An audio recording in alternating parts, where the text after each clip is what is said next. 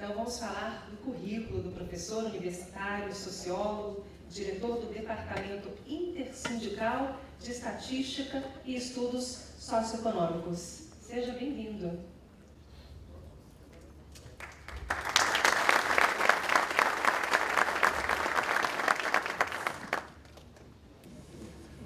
Boa tarde a todos e a todas.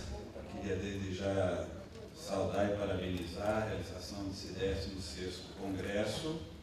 Em nome do presidente Jones Borges Leal, saudar todos os diretores, ex-presidentes, diretores de federações, as mulheres e homens aqui presentes, representando suas bases para esse congresso, como ressaltou, um momento importante no qual vocês deliberarão sobre os rumos da vida sindical para os policiais federais, para quem desde já deseja sucesso, qualidade no debate propositivo, porque nós estamos pensando justamente o futuro, neste momento, desta categoria, da luta dos servidores públicos em geral, pensando o país e o papel específico de vocês nessa trajetória. Queria fazer uma saudação especial ao Calixto e ao Neto, presidentes da Nova Central e da CSB, diretores, membros do Conselho Político do DIESE, o DIESE que é uma organização do movimento sindical.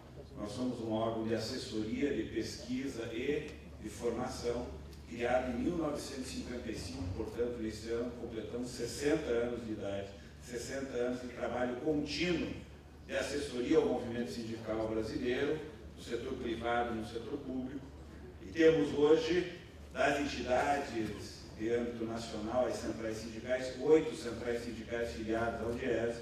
Uma das características do DIESE é que é um órgão unitário do movimento sindical. Temos, além das 6 centrais sindicais hoje reconhecidas, entre elas a CSB e a Nova Central, outras 6 centrais sindicais filiadas, trazendo para o quadro político do DIESE o conjunto das correntes do movimento sindical. E o DIESE é uma entidade técnica de assessoria técnica ao movimento sindical, e minha função no DIESE, por delegação dos dirigentes sindicais, é fazer a coordenação geral do Instituto, da instituição que há 60 anos trabalha com o movimento sindical. Temos várias pesquisas, vários trabalhos de assessoria. O DIESE acompanha, por exemplo, mais de 1000 negociações coletivas em todo o território nacional ao longo do ano, e temos um trabalho de formação também muito grande hoje com uma escola de nível superior, com um curso na área de ciências do trabalho. Formaremos os primeiros bacharéis agora, no dia 18 de setembro.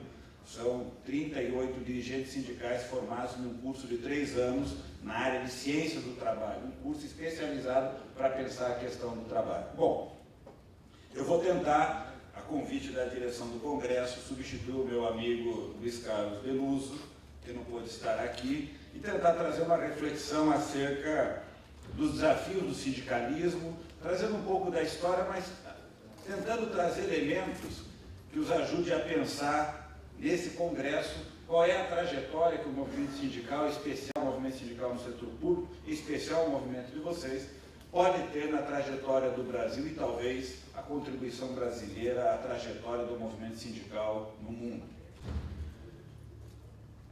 Vocês falaram aqui na mesa de abertura a tarefa, a enorme tarefa de modernizar o movimento sindical, a urgência que o movimento sindical precisa de se colocar coetâneo com os desafios que a sociedade enfrenta hoje. E eu queria dizer que a origem do movimento sindical no mundo é a origem de uma organização moderna. O sindicato é uma resposta que os trabalhadores dão há mais ou menos 200 anos atrás, quando a sociedade, especialmente na Europa, começa a promover profundas transformações econômicas que vão dar nessa sociedade moderna que nós conhecemos hoje. Aquelas transformações que ocorriam na vida econômica, especialmente na Inglaterra, mas que depois se desdobra para outros países, começa a promover profundas transformações. E aquilo que nós conhecemos hoje como economia de mercado capitalista começa, nesse tempo, a amadurecer e a tomar forma. As transformações da tecnologia, a inovação dos processos de produção, as enormes descobertas que se processavam naquele momento, com combinados com um processo de mudança muito acentuado de organização econômica em espaços urbanos, base do que nós vamos conhecer hoje como a moderna cidade, reúne uma capacidade produtiva que até então a humanidade não tinha experimentado. E nós somos hoje filhos de um processo de mudança no mundo inimaginável. Se nós pensássemos 300 anos atrás, nós não seríamos capazes de imaginar o que nós conseguimos criar nesses 300 anos.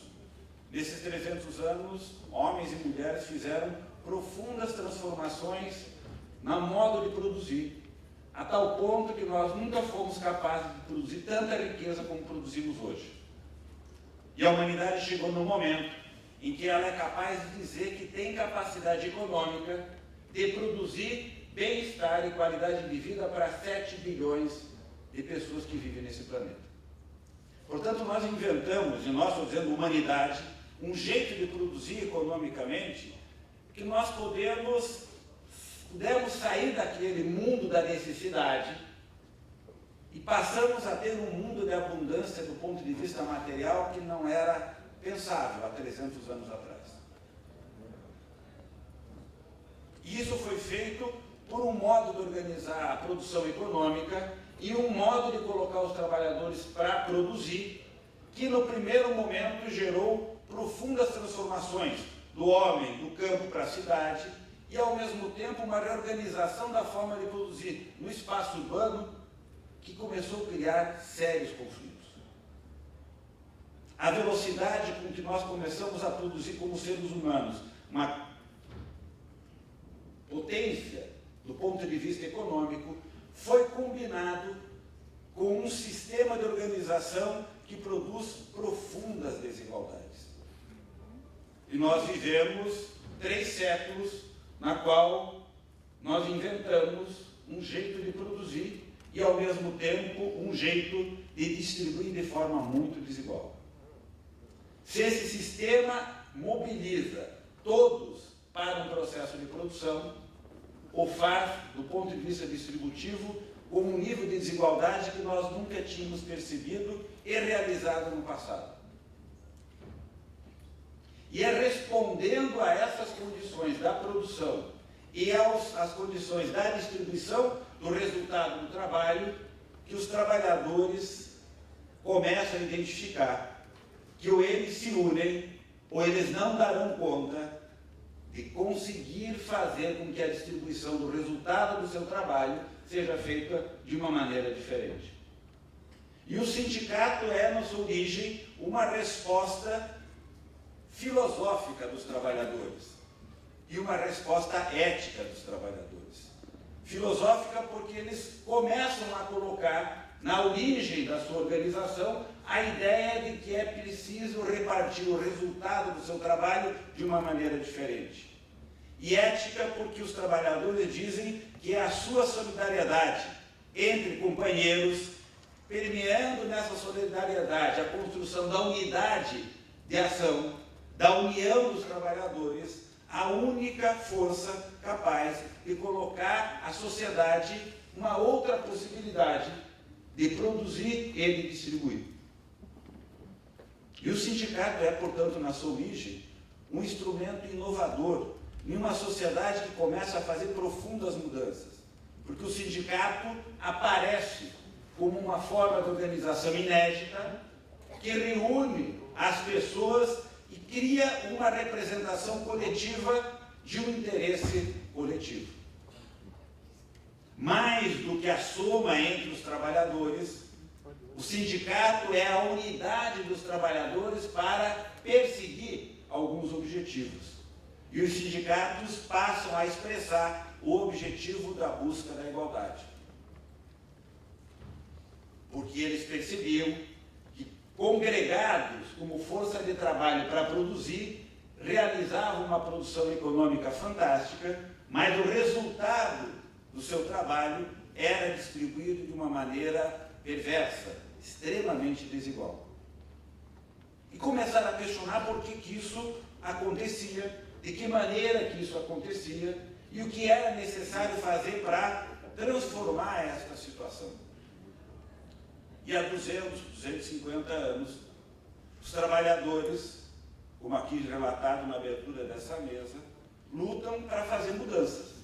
O sindicato é um instrumento criado pelos trabalhadores para conduzir suas lutas por solidariedade, por fraternidade, por igualdade, por justiça, por ética, por valores, por princípios, mas também materializados em condições objetivas. Bem-estar, qualidade de vida, que se materializa em condições de trabalho, em condições salariais, em moradia, em educação, em saúde, materializados naquilo que nós comumente falamos a nossa pauta, aquilo que nós apresentamos para uma mesa de negociação, para o nosso empregador, seja no setor público, seja no setor privado. E os sindicatos passaram a organizar os trabalhadores para conduzir a sua luta, para conduzir a ação que buscava atingir esses objetivos. E ao fazer isso, começou a enfrentar a resistência do outro lado. O sindicato é um instrumento que veio, na sua origem, para incomodar uma ordem estabelecida. Uma ordem que organizava o processo de produção, que mudava uma sociedade, que queria colocar uma nova ordem na sociedade. E o sindicato diz, esta nova ordem, que ao mesmo tempo produz, do ponto de vista econômico, uma riqueza que a gente não imaginava, perversamente distribui de forma desigual. Bom, eu vou dar um salto nessa história, porque não dá para contar toda a história, mas essa organização econômica cresce, se distribui no planeta, especialmente na Europa, ganha contornos no extremo oriente, no extremo ocidente, no norte do planeta. E esse crescimento não é um crescimento harmônico. Esse crescimento dá na Primeira Guerra Mundial. O conflito não é resolvido. Temos uma Segunda Guerra Mundial. No meio desse caminho, nós temos uma mudança de paradigma do ponto de vista da produção, onde alguns países decidem, no processo de luta, criar um outro jeito de fazer produção econômica, e temos a Revolução de 17. Portanto, nós temos no início do século passado 3 eventos fantásticos, do ponto de vista econômico e político. 2 grandes guerras e uma revolução dizendo nós temos um jeito diferente de fazer a produção e a distribuição. Em um país se transformou em uma união de um outro projeto. Ao final da Segunda Guerra, a organização econômica na Europa, especialmente, é repactuada por 2 grandes motivos. O primeiro grande motivo é que a Segunda Guerra revela, pela primeira vez para a humanidade, que a nossa capacidade de invenção chegou a um limite. Nós conseguimos e demonstramos que éramos capazes de destruir a humanidade. Pela primeira vez, os homens apresentaram e demonstraram que tinham criado um instrumento para destruir a vida no planeta. Segundo, tinham demonstrado que aquela forma de organização econômica estava sendo questionada em uma experiência concreta na União Soviética. E no pós-guerra, na Europa, o movimento sindical é protagonista de um acordo, que é um acordo de reorganização daquele território que sofreu com a guerra e de repactuação com a nova força Estados Unidos e com a força derrotada que vai ser reconstruída, que é o Japão. O sindicalismo está no centro desse acordo. E está no centro desse acordo por quê? E isso é muito importante. Porque os valores da sociedade moderna que nós temos hoje, o voto, a democracia, os partidos políticos, as instituições, são todas elas criações da luta sindical. A luta para que cada um tenha direito a um voto, é uma luta que surgiu entre os operários que organizaram o movimento sindical. A igualdade de direito no voto é uma luta do movimento sindical. A igualdade de direito entre homens e mulheres é uma luta que vem do movimento sindical. A criação da democracia moderna, do jeito que nós temos hoje, é uma bandeira que está na origem do movimento sindical, para a qual o movimento sindical dizia que, para o funcionamento das instituições, a sociedade deveria eleger aqueles que deveriam governá-la, por meio de processos democráticos, pelo direito de voto, pela instituição dos partidos políticos como instituições capazes de apresentar à sociedade os projetos e que a sociedade deveria escolher. Todas elas, todas, são propostas que têm sua origem no seio da luta sindical. São os sindicatos, essa organização moderna que inventa aquilo que nós temos hoje como sociedade moderna. E essa sua criação é parte do acordo feito em 45. Assim como os sindicatos e os trabalhadores foram fundamentais na experimentação do projeto soviético, também os trabalhadores estiveram no centro do acordo da sociedade europeia. E de lá para cá, os sindicatos fizeram inúmeras experiências e participaram de inúmeras transformações, a tal ponto que nós podemos, em cada país, observar de que maneira que os trabalhadores, por meio das suas organizações, participam de processos dos mais diferentes, criando condições, criando ambiente, criando instituições capazes de serem protagonistas de transformações que modernizam a sociedade, que a fazem avançar, que trazem uma agenda coletiva, que apresentam valores à sociedade que devem ser propugnados como valores gerais. E o fazem porque são capazes de criar instituições que respondem a esse desafio. Aqui no Brasil, por exemplo, nós criamos, depois de 88, as centrais sindicais, que não estava prevista na estrutura sindical brasileira. Os trabalhadores entenderam que era necessário ter organizações como a Nova Central, como a CSB, que são organizações que reúnem as categorias para pensar a visão da classe trabalhadora, a visão do conjunto dos trabalhadores. Porque os trabalhadores só terão capacidade de fazer o enfrentamento com as mudanças que possam trazer bem-estar e qualidade de vida a eles, se eles forem capazes de ter organizações que permitam formular uma agenda geral. E ao longo desses anos, o movimento sindical, nas mais diferentes experiências, foi criando os instrumentos, as políticas, a ação, capaz de fazer dessas transformações que gerassem bem-estar e qualidade de vida aos trabalhadores e mais. Os trabalhadores são protagonistas de uma agenda que interessa a toda a sociedade. E esse é um elemento muito importante. Se tem uma coisa que os trabalhadores foram protagonistas, foi porque eles sempre foram capazes de apresentar uma agenda que interessa a toda a sociedade.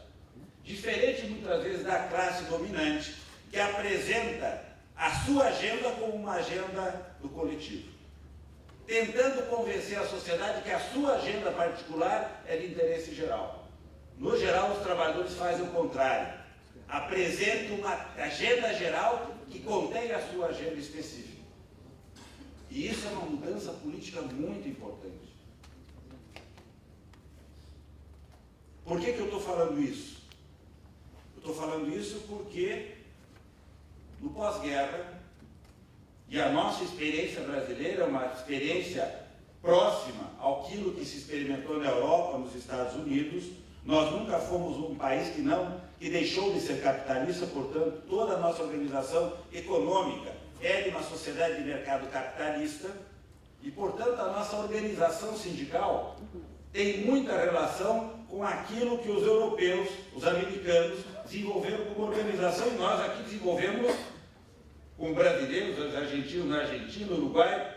Nós todos somos parte dessa organização sindical, que não tem só relação com este mundo, porque o nosso movimento sindical também estabeleceu relação com os companheiros das experiências socialistas. Nós não ficamos isolados, mas a nossa organização econômica, o nosso modo de produção econômica, foi um modo de produção que se expandiu para uma sociedade de mercado capitalista, na qual nós, o movimento sindical, no setor privado, nos defrontamos com o empresariado e passamos a disputar com o empresariado o resultado daquela produção econômica. E de 88 para cá, depois de muita luta, passamos também a ter o direito de organização dos trabalhadores do setor público para nos relacionarmos com os governantes e estabelecermos no Poder Executivo, no Legislativo e no Judiciário o direito de organização dos trabalhadores no setor público. E a relação entre um trabalhador no chão da empresa com o patrão é muito diferente da relação entre um servidor público e um governante. Radicalmente diferente. Uma greve no setor público, uma greve no setor privado não tem nada a ver, do ponto de vista analítico, a não ser que ambos paguem. O objeto, o objetivo, o confronto, tudo é diferente. Portanto, nós precisamos desenvolver uma capacidade cognitiva de olhar para a vida sindical em cada campo desses e pensar nos desafios que nós temos pela frente. Se nós formos olhar nesta trajetória, as transformações realizadas no mundo fantásticas do ponto de vista econômico não deram conta de resolver o potencial que nós criamos do ponto de vista econômico, não deram conta de resolver os problemas básicos dessa sociedade. Se ao mesmo tempo nós criamos capacidade econômica de gerar bem-estar para todos os 7 bilhões de habitantes do planeta, em 2015, mais de metade desses 7 bilhões vive na pobreza e na miséria. Esse mesmo sistema econômico, capaz de produzir para os 7 bilhões, deixa 3 bilhões e meio na pobreza e na miséria. Nós não resolvemos o problema social básico. Geramos uma capacidade econômica cuja repercussão política não gera o potencial que a capacidade econômica tem. Mais recentemente, o que não era imaginável em 1945, por aqueles dirigentes sindicais que fecharam o acordo do que veio a ser a social-democracia europeia, liberdade, economia de mercado e forte capacidade do Estado de regular esta economia de mercado, é o Acordo Social Democrata Europeu, e com um perfil redistributivo muito forte, com grande capacidade dos sindicatos de disputarem a riqueza no chão da fábrica, no chão da empresa, e, por outro lado, com uma grande capacidade do Estado a arrecadar e redistribuir com políticas universais de saúde, de educação. Isso é o Acordo Social Democrata Europeu. Num regime de liberdade e, mais recentemente, num avanço razoável do ponto de vista da unidade da União Europeia. Entretanto, neste momento, eu quero com isso caminhar um pouco para o fim da reflexão, trazendo os desafios do presente, para nós pensarmos os nossos desafios para frente. Entretanto, neste momento, nós estamos estamos observando uma retomada de uma reflexão no mundo acadêmico. Um grande economista, um importante economista, recentemente publicou um livro importante que virou um best-seller mundial, Capital no século XXI, francês Piketty, que na verdade expressa o estudo de mais de 30 ou 40 grandes economistas, sociólogos, que estão há algumas décadas estudando um fenômeno que é o fenômeno da desigualdade. E o que esses estudiosos, defensores de uma economia de mercado, defensores de uma economia de mercado capitalista, dizem? Diferente do que nós imaginávamos, na Europa a desigualdade está crescendo. Nós imaginávamos que nós tínhamos criado lá em 1945 e que o desenvolvimento dessas instituições gerasse um sistema que, com tudo aquilo que nós criamos, tivesse a capacidade de produzir economicamente e ainda gerar desigualdade. E está aumentando a desigualdade nos Estados Unidos, está aumentando a desigualdade na Europa e está aumentando a desigualdade de forma assustadora, em uma velocidade que não era imaginável. Portanto, aquilo que nós pensamos que a Segunda Guerra trouxe como resultado cultural e ético, precisa ser construído e reconstruído a cada dia. E a demonstração que está sendo feita nesse momento é de que o resultado da produção econômica, neste momento, com as forças reais que nós temos na cada economia em cada país, com as forças políticas reais, o resultado é que a nossa capacidade inimaginável de produzir riqueza amplia as desigualdades sociais. Não resolve, desse ponto de vista estrutural, o fenômeno da miséria e da pobreza e concentra cada vez mais renda e riqueza. E a terceira dimensão posta nesse momento é que pela primeira vez, e nós estamos há 100 anos vivendo coisas importantes pela primeira vez descobrimos que somos capazes de destruir pela força militar e pela nossa capacidade de invenção a vida. E descobrimos mais recentemente, há 20 anos mais ou menos, a sociedade veio se convencendo de que esta capacidade de produção econômica gerou uma intensificação tão forte do uso dos recursos disponíveis no planeta Terra e que pela primeira vez os cientistas nos dizem, nós passamos da conta. A nossa forma de produção econômica está alterando em tal velocidade e em tal magnitude as condições ambientais de que os cientistas dizem, nós estamos alterando em uma velocidade tão grande e eliminando milhares e milhares de formas de vida que a única consequência previsível e certa, neste momento, é que nesta velocidade morreremos todos. O homem gerou não só uma capacidade militar de acabar com a vida, mas com uma forma de organização econômica e de produção econômica, portanto, respondendo a uma velocidade de consumo, mesmo não atendendo a 3,5 bilhões que passam fome e vivem na miséria.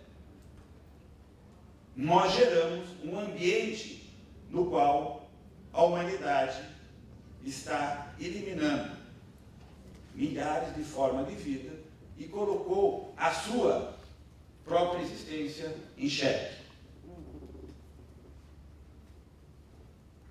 Qual é a grande questão? A grande questão é que, nem do ponto de vista da desigualdade, nós temos uma resposta política à altura, nem do ponto de vista ambiental, os chefes de Estado são capazes de apresentar uma alternativa política para esse fenômeno. E aqui tem um problema, do ponto de vista da ciência, dramático. Porque o jeito como nós inventamos a ciência, pela nossa inteligência, tem no método científico a possibilidade de levantar uma hipótese e fazer um teste. Uma hipótese e um teste. E sempre que a gente levanta uma hipótese e faz um teste e consegue chegar a uma convergência, a gente estabelece uma certa verdade. E na ciência, logo em seguida vem alguém e vai questionar aquela verdade, vai fazer uma outra hipótese, um novo teste, e assim nós passamos a evoluir, a criar cada vez mais conhecimento. O problema é que pela primeira vez, nós estamos diante de um problema sobre o qual não é possível fazer o teste da hipótese. Por quê? Porque a hipótese de que nós estamos gerando um sistema econômico que cria um ambiente que destrói o meio ambiente e acaba com a forma de vida, esta hipótese, para ser testada, gera uma contradição em termos. A única possibilidade de testar essa hipótese é verificar se o planeta Terra aguenta. Se ele não aguentar, estaremos todos mortos. Portanto, nós estamos no limite para testar uma coisa que nós não temos ambiente para testar. Não dá para simular a nossa forma de vida em outro planeta e fazer o teste e deixar explodir lá. É aqui. Portanto, pela primeira vez, a humanidade está diante de um problema para o qual a solução política antecede a decisão científica. É necessário que governantes digam: nós não faremos o teste desta hipótese. E qual é o drama? O drama é que nós não vemos surgir no planeta Terra em 2015 nenhum governante capaz de mobilizar a sociedade do planeta para dizer: nós não queremos fazer esse teste. Assim como não vemos governantes capazes de reunir força política e dizer: nós temos capacidade de produzir bem-estar para 7 bilhões e não conseguimos acabar com a fome do planeta.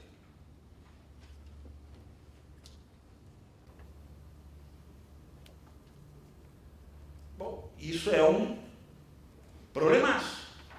Mas é um problemaço que tem configurações reais. Ele não é um problema lá fora, na estratosfera. Ele é um problema que está conectado diretamente àquilo que nós produzimos no nosso dia a dia.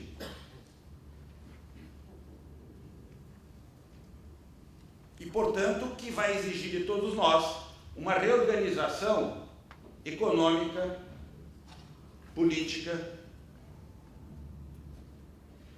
uma reorganização institucional, uma reorganização tributária, uma reorganização, e eu poderia continuar relacionando tudo aquilo que a gente precisa fazer. Esse nosso sistema, só para dar um exemplo do que eu estou querendo dizer, porque é um objeto, inclusive, sobre o qual vocês trabalham todo dia, esse sistema, que produz mais ou menos hoje na ordem de uma riqueza equivalente a 70 ou 80 trilhões de dólares, que é a riqueza dos prédios, dos patrimônios que nós temos em todo o planeta. Esse mesmo sistema, que tem uma riqueza produzida da ordem de 70, 80 trilhões de dólares, tem uma riqueza fictícia circulando no planeta de 700 a 800 trilhões de dólares.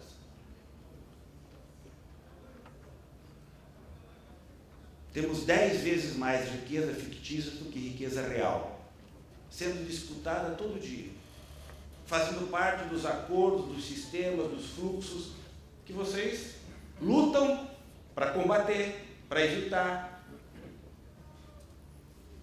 No mundo real, onde as operações econômicas estão lastreadas por instituições paralelas que circulam bilhões e bilhões todos os dias.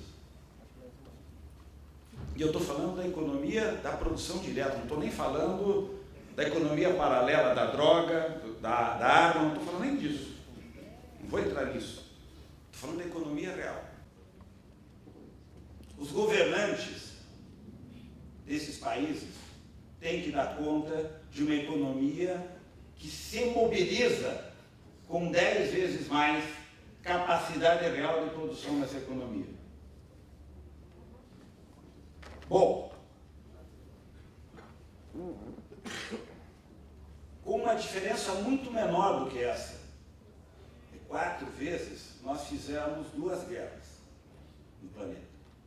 Quando a economia percebeu que essa diferença dava no que dava, nós tivemos 2 guerras. Primeira e Segunda Guerra. Por isso que a crise que nós vivemos agora é uma crise dramática. Porque ao mesmo tempo que os homens sabem que eles não podem fazer uma guerra para fazer essa riqueza cair para um patamar aceitável, é necessária uma solução política, que a humanidade não está sabendo encontrar. Aliás, a história mostra que nesta economia de mercado, a solução que as sociedades acham pela força política que as classes dominantes têm sobre a grande maioria é a exclusão da própria sociedade. Quando a sociedade não cabe na economia e não cabe no Estado, exclui-se a sociedade da economia e do Estado. Corta a saúde, corta a educação, e vai cortando, e vai ajustando. É o que nós estamos vendo na Europa. A Europa é a experiência que não era imaginável nos anos 40, de que o ajuste veio sobre a sociedade novamente. E ninguém sabe qual é o resultado dessa história. Ninguém sabe. Assim como não sabe qual é o resultado da migração, assim como não sabe o resultado de muitas coisas que estão acontecendo nesse exato momento. Ao mesmo tempo em que nós fazemos uma mudança também radical.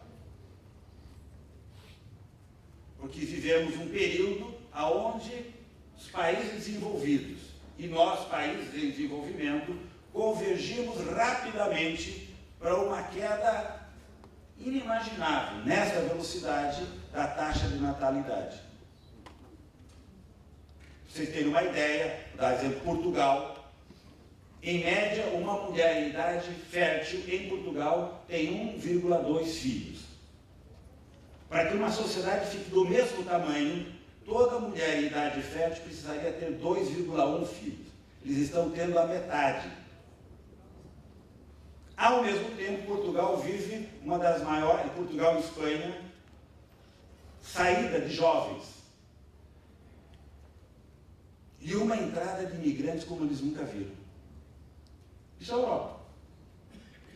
No Brasil, onde nós não fizemos as nossas mudanças econômicas que os europeus fizeram, as nossas mulheres hoje já têm 1,8 filhos em média. A sociedade brasileira já parou de crescer. Qual é o problema? O problema é que as sociedades que fizeram as mudanças econômicas ou fizeram no momento que a população cresceu. E a nossa única chance daqui para frente é se cada um que aqui morar tiver uma produtividade maior. Por isso, a nossa agenda, que as centrais sindicais hoje colocam, é dramaticamente nós precisamos incrementar a produtividade. Como nós vamos fazer isso? Provavelmente nós diremos, sem uma educação universal e de qualidade, nós não vamos dar um passo. Aí a gente vai e olha para a nossa educação e diz, nós temos uma educação de qualidade para todos os brasileiros, para nós darmos o salto de produtividade que nós precisamos? Nossa resposta vai ser não. Então, como que nós vamos fazer? Eu podia começar na saúde, pegar em qualquer área, poderia ir na área de segurança, a mesma coisa. Bom, qual é a questão que está posta? A questão que está posta para nós hoje é, de um lado, o que nós fizemos de trajetória na luta sindical, que foram trajetórias fantásticas do ponto de vista de inventar as instituições, as formas de luta, as propostas que deu naquilo que a sociedade entende como valor universal.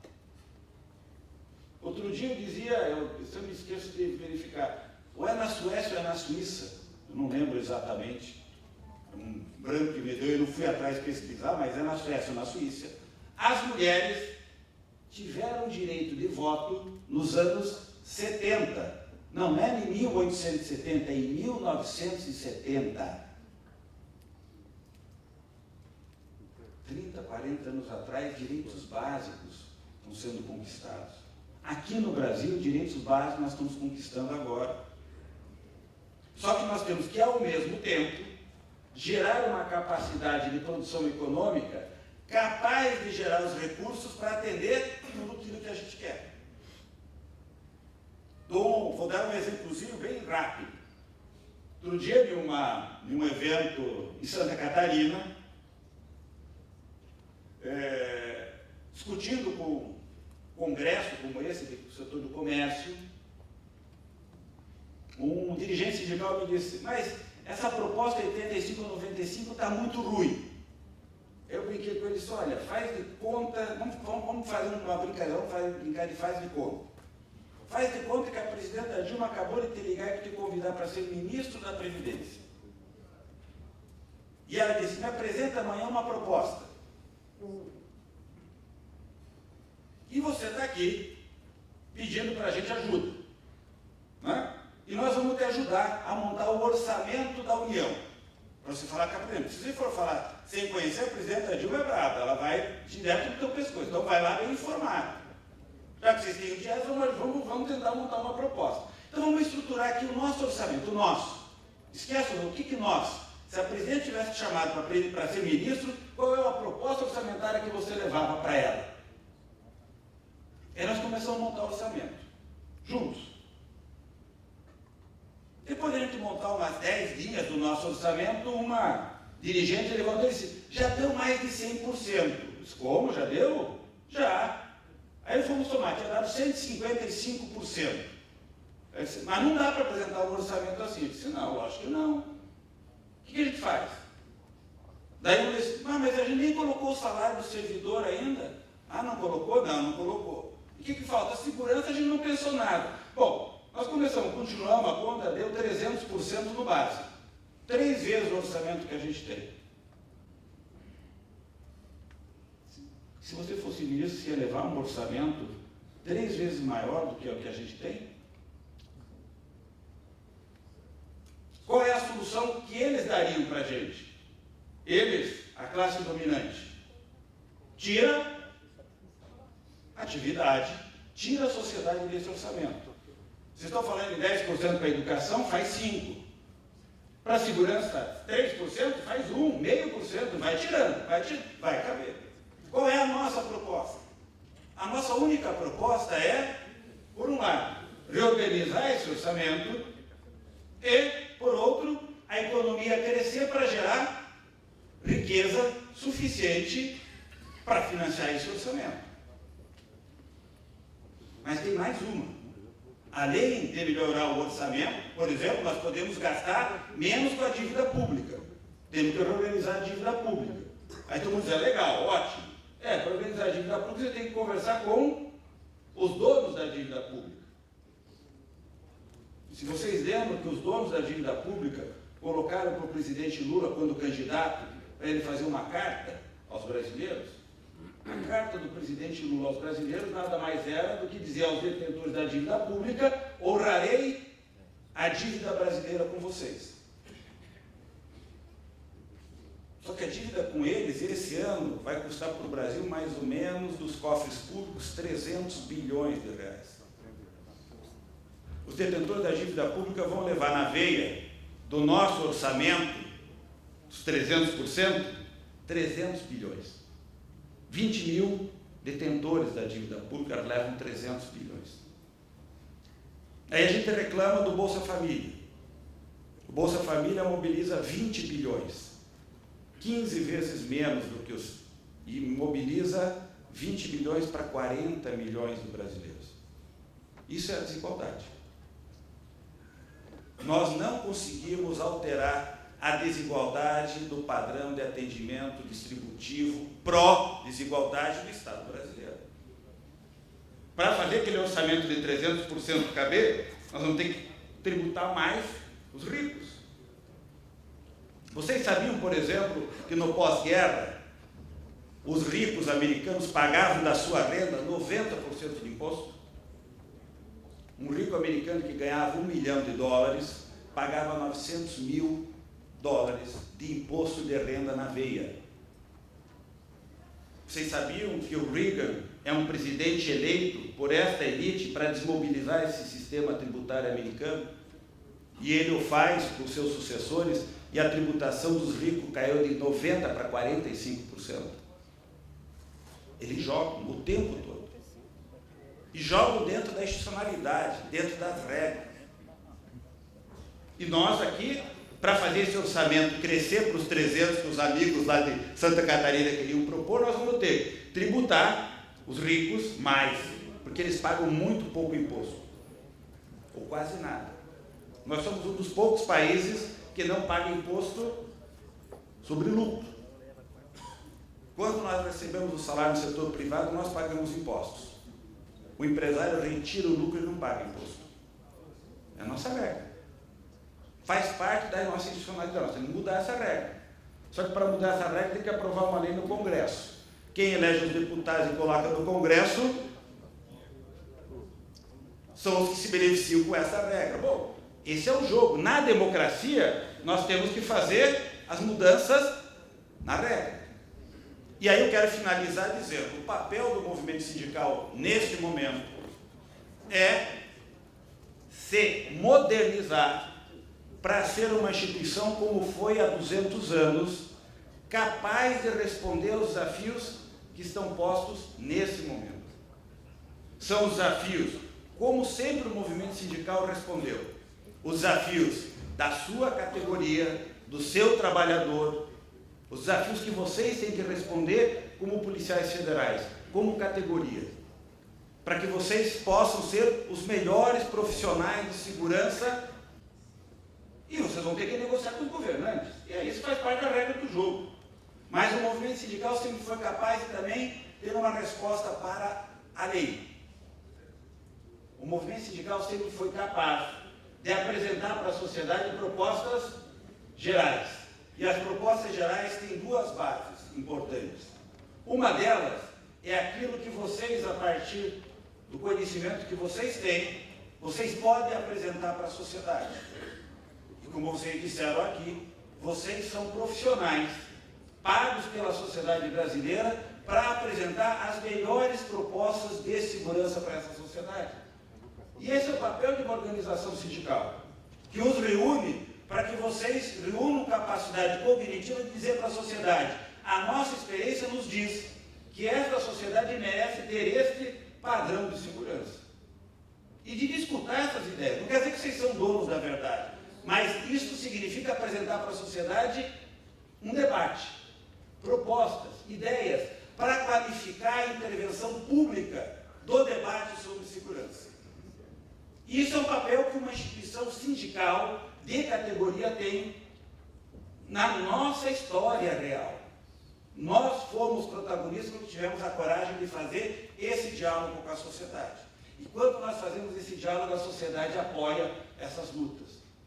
E a terceira e última dimensão é que, para além dessa relação da sua experiência com aquilo que pode ser o elemento estruturante de uma sociedade, os trabalhadores sempre ousaram a pensar as grandes questões da sociedade. Portanto, nós sempre fomos protagonistas para dizer aquilo que é o bem coletivo, o interesse coletivo, o bem geral que nós queremos construir para toda a sociedade, inclusive para a classe dominante. Diferente deles que nos excluem, nós nos incluímos. E dizemos como que essa sociedade tem que ser do ponto de vista ético, moral, material, que valores, que instituições. Nós sempre fomos protagonistas nessa frente. E hoje, as centrais sindicais, o Neto e o Calixto estão aqui representando duas grandes centrais sindicais brasileiras. São entidades em nome da classe trabalhadora, protagonistas de agendas, de propostas, de visões, de como que a sociedade brasileira deve se organizar do ponto de vista econômico, político, institucional, moral, ético, para que sejamos protagonistas da nossa história. A sociedade é protagonista por meio das suas instituições. Por isso, a defesa da democracia das instituições é um valor primeiro. Não haverá a sociedade de bem-estar, da qualidade de vida, do equilíbrio ambiental, se as instituições não forem capazes de promover o debate público e de fazer os acordos, os compromissos no Congresso, com o Executivo, com os empresários, para que a nossa riqueza converja para um modo de produção econômica voltado para o bem-estar. Então, o nosso desafio daqui para frente é um desafio de nos colocarmos frente a essas três grandes dimensões. Em um mundo em profundas mudanças, com problemas que não eram imagináveis, com alguns problemas para os quais nós não temos uma resposta definitiva e nem podemos testar, e para a qual os trabalhadores têm a tarefa de colocar no debate público a urgência da luta pela igualdade, com base na fraternidade, na solidariedade e no compromisso coletivo e no interesse geral de toda a sociedade. Esse é o nosso grande desafio, desde a luta no local de trabalho até a luta geral em cada país, em cada contexto histórico específico. Muito obrigado.